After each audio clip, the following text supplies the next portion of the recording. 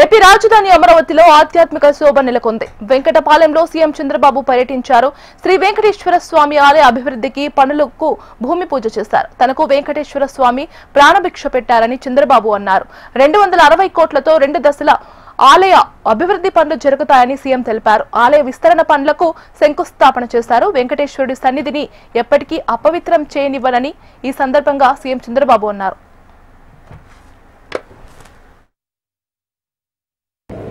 నాకు ప్రాణభిక్ష పెట్టింది వెంకటేశ్వర స్వామి. నాకు కుల దైవం మా కుటుంబానికి వెంకటేశ్వర స్వామి. అలాంటి దేవుడికి సేవ చేయడం నా అదృష్టంగా నేను భావిస్తున్నా. ఆ రోజు ఎన్టీ రామారావు గారు అన్నదానం ప్రారంభించారు.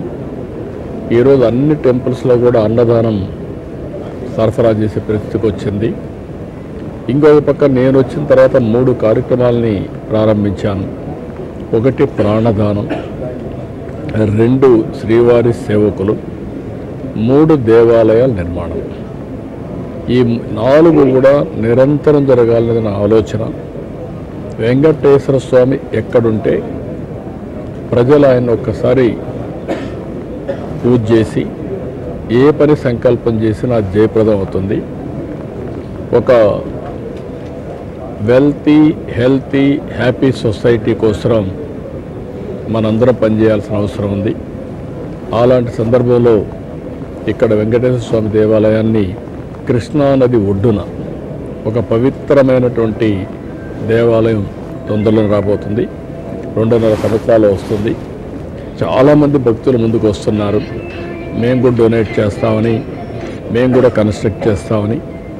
కొంతమంది అయితే బాంబేలో రేమండ్స్ అయితే 100 కోట్ల రూపాయలు ఖర్చు పెట్టి దేవాలయం నిర్మాణం చేస్తున్నారు.